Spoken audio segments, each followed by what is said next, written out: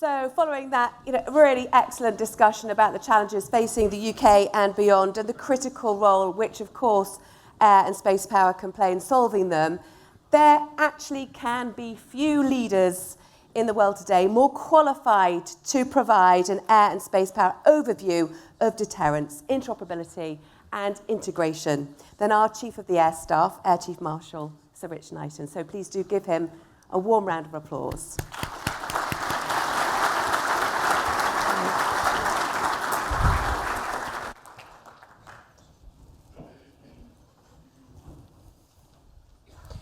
Well, good morning, everybody. Thank you for coming back for the second day. Thank you also for staying here after the Minister made his speech as well. I said yesterday that part of the role of these conferences is to enable us to build relationships, to get to know each other better, particularly as Air Chiefs. And I'm delighted that over the last year, I've been able to get to know a few more of you and get to know you better. And I think the conference has unquestionably delivered on that intent to help us forge those relationships and get to know each other better. But there's a more important role for conferences like this, which is to help us develop and share ideas. Last year I said we needed to out-cooperate and out-compete our adversaries. I emphasised that we needed to be ready for a different kind of war to the ones we're used to, a war where we will have to fight for control of the air, wars where we will no longer be able to rely on unimpeded supply chains and just-in-time logistics, and wars that might be matters of survival rather than choice, and wars that might affect our homeland. So a year on from that, how does it feel? Well, I can tell you, it doesn't feel like it's improved very much. We have a new Prime Minister, as you've heard, and he said this: we live in a new and dangerous era, one defined by volatility and insecurity. Russia has continued with its illegal invasion of Ukraine. And many of the air forces here have been involved in operations in the Middle East. And it's perhaps because of this context that defence and security has been more prominent in the general election than at any time I can remember while I've had the vote. We know, as you've heard today, that we're going to have a defence review in the UK. And I'm hopeful that it will engage society in the way that ministers and those writing it want it to, because that is our job as an armed forces, is to protect our country, our people, our interests, and our allies around the world. But what I also hope is in that debate, we avoid some of the oversimplification that we have seen to characterise the debate during the election campaign. On the one hand, you have those like Max Hastings, who, well, we're all going to hell in a handcart. The world is definitely more dangerous than it's been, I can think of, in the 30 years that I've been in the service. But other commentators, like my old teacher, Michael Clarke, make the point that it is more balanced and more nuanced than we might imagine. The truth is, as the Minister set out, the challenges we face will require judgment and trade-offs, and nothing is risk-free. And because we are talking about the future of our armed forces, it is, by its very nature, uncertain. So we need a frame of reference to help us make some of those decisions. And that's, for me, why I think it's so important that we should talk about and think about deterrence. Our job as the armed forces is ultimately to avoid war. However we might look at it, war is costly, whether we look at it in terms of lives lost, equipment destroyed, or just the financial aspects. And as Victoria said yesterday, Ukraine is an example of failed deterrence, and the cost has been enormous on both sides. Now, my good friend, Patrick Sanders, who's recently retired as head of the army, this is him actually at Glastonbury just after he retired. But he said a few weeks ago that wars are won by citizen armies, and he's right. In the run-up to the Second World War in 1936, we spent 2.9% of GDP on defence. By 1939, we spent 9%. By 1945, we spent over 50%. We paid the last of our debts to America and Canada, thank you for Dave and Slice for that, in 2006. We want to avoid that kind of war. So our job as armed forces is to build those armed forces that can stop us getting into that kind of all-out war. And war is not inevitable. It requires sophisticated thinking, imaginative and sophisticated statecraft, and armed forces that our foes fear and our allies value. But we've heard through this conference that deterrence is hard. It has to operate right across the spectrum of competition, from cooperation at one end through competition and crisis. Rob Chipman, who's the former head of the Royal Australian Air Force, described it, the character of the relationships we have with countries like China and previously Russia, as a complex coexistence of those things. Deterrence have to work right across that spectrum. And in fact, deterrence enables that complex coexistence.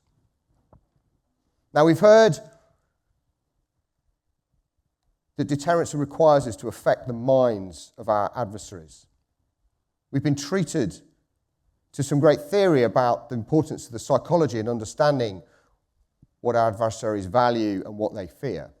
We've heard about general deterrence. We've heard about tailored deterrence. Deterrence by denial, deterrence by the imposition of costs. And we've heard of the 4 Cs: capability, credibility, communicated and comprehended.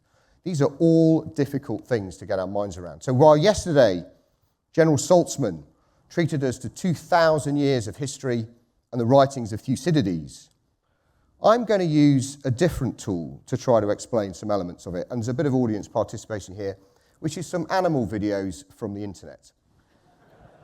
So, first one, let me know what you think this is. Shout it out. What kind of deterrence is this?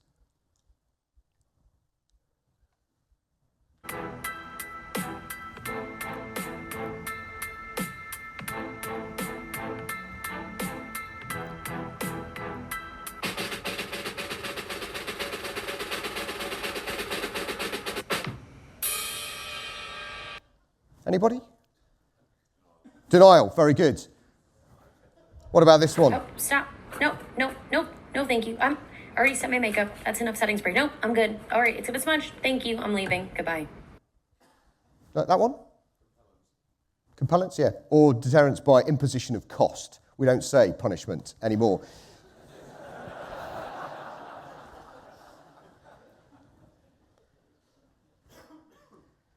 But what we can say from that theory is what we say matters. And what we say at conferences like this shows to our adversaries that we're working together and thinking. But what we do matters more. This is a picture taken at Darwin a couple of days ago. It's exercise pitch black. More than 20 participating nations, many of them represented here. More than 140 aircraft, more than 4,000 people. This is a big deal. Many of those air forces flew literally halfway around the world to be there. Deterrence has to be active, not passive. And hard power really does matter. Now, quite often, the national comparisons are what dominate commentary. But it's our collective strength that always is greater than the sum of its parts when it comes to deterrence.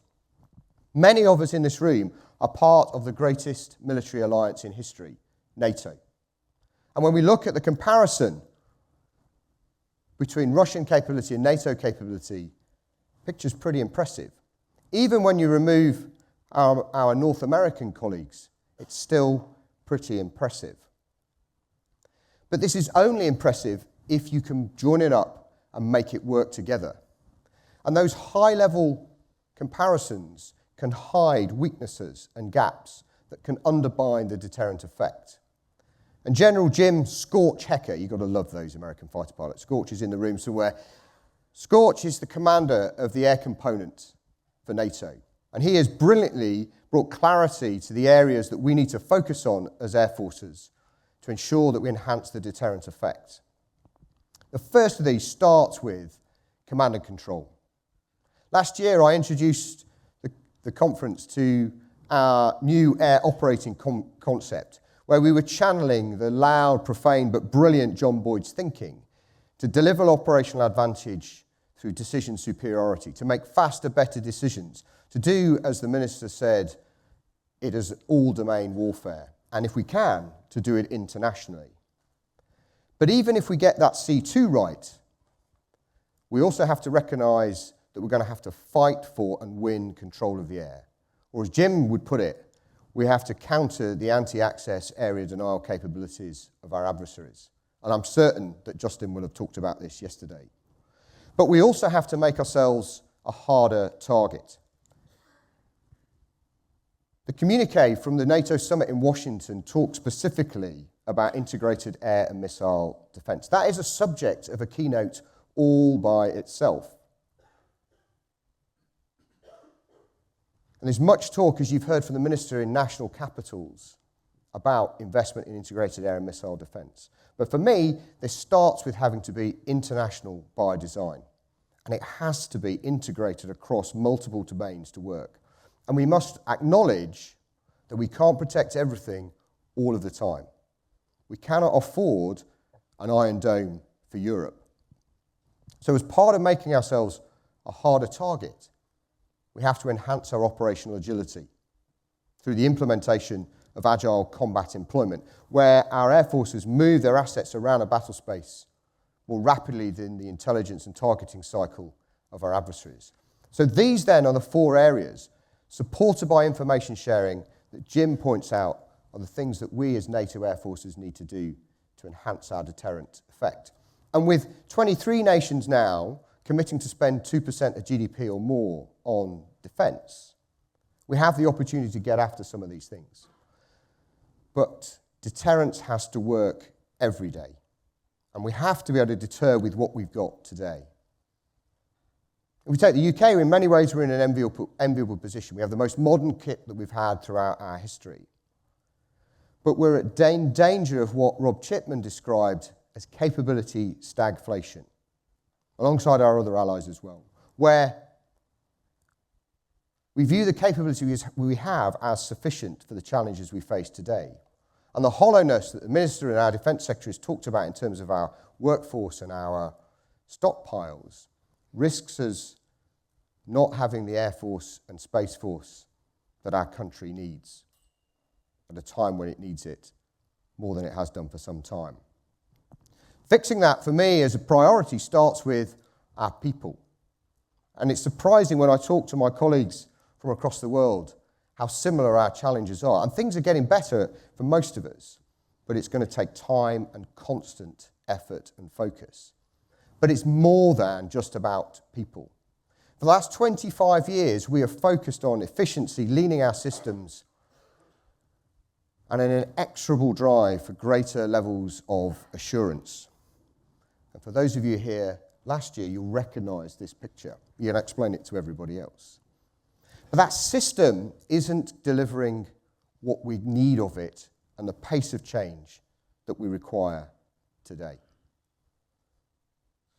We can and must get more out of the investment that's already been made. It's not free, but it's cheaper than growing the size of our fleets. But it will require investment in enablers, in infrastructure, in spares, in stockpiles, and in a mindset that is about taking a risk-sensible approach, not a risk-averse or risk-cavalier approach. But as I said, deterrence has to be active, and the threat is changing. Our enemies are watching and learning what is happening in Ukraine, and we're seeing remarkable speed of change in capability delivery there. There's much that we can and will learn from Ukraine, but we also have to be careful that we don't exaggerate the lessons to be learned. You might remember, shortly after the start of the war in Ukraine, the TB2 was king. But it didn't take long for Russia to develop counters to it, both in capability and techniques, so they were able to defeat it. I'm told by one of my fellow chiefs that the TB2 only actually flew 42 missions. I don't know if that's true, but a bit like something Boris Johnson said, it's a fact too good to check.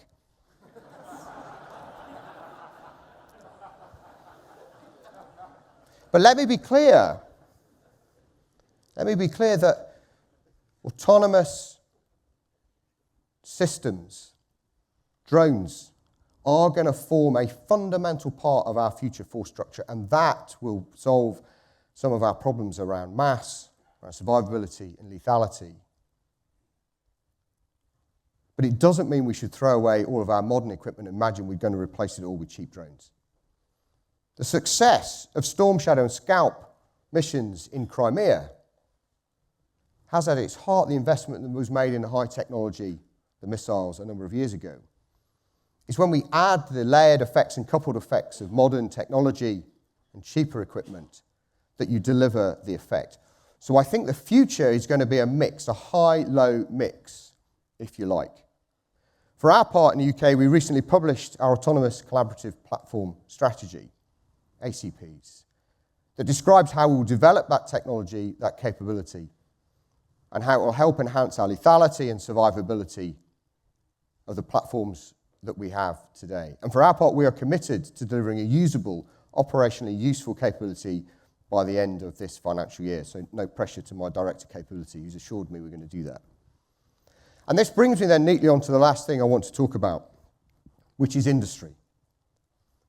I know, you know, that we can't do what we need to do without your support. Your capacity, your capability, your creativity, your resilience are all part of our national strength. But our relationship with industry has been affected by those drivers that I talked about a few minutes ago. Over the last 25 years, we have focused on efficiencies. We've prioritized cost and perfection over time. And all of that through firm price contracts for system requirement documents that mean we've built this very transactional relationship. And that model, that relationship is not going to deliver the rate of change that we need for the future.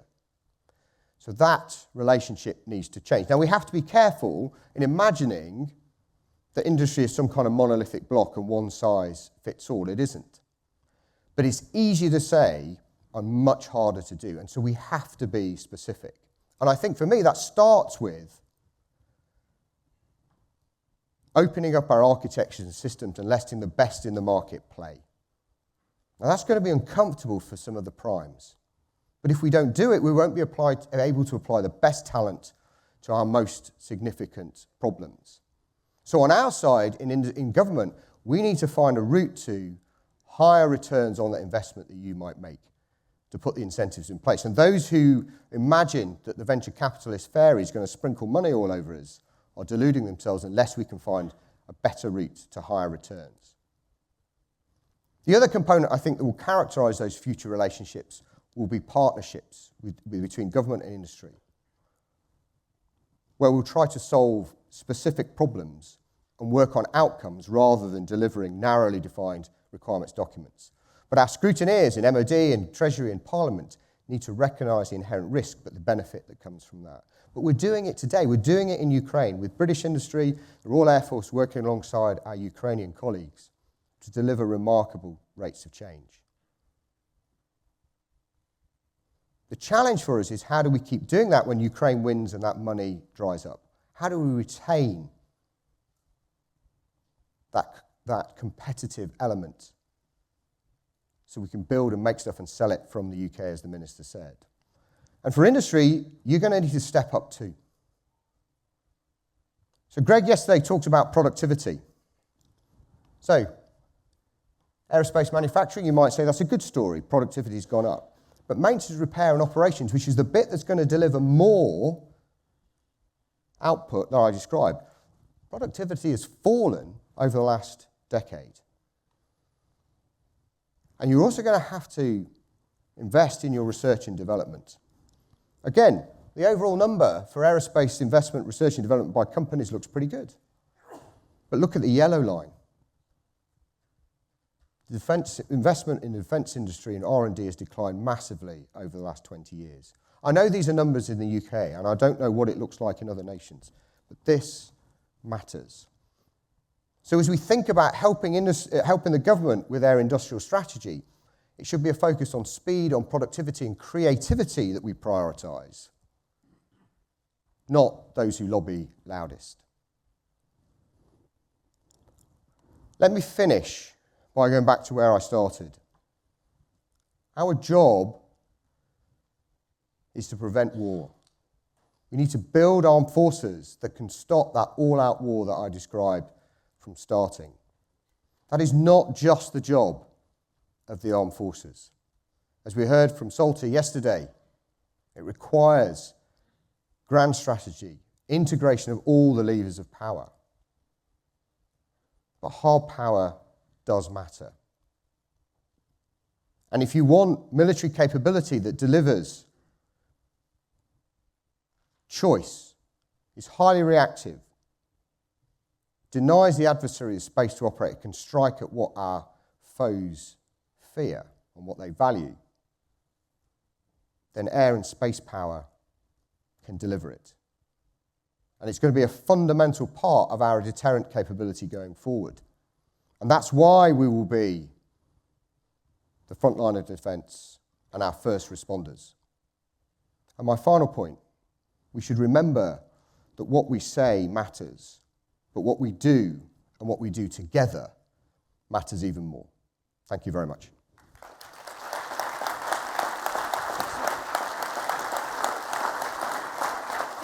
That was great. I didn't think that you would be able to improve on the ninja cats from last year, but I think that the squirrels have the edge.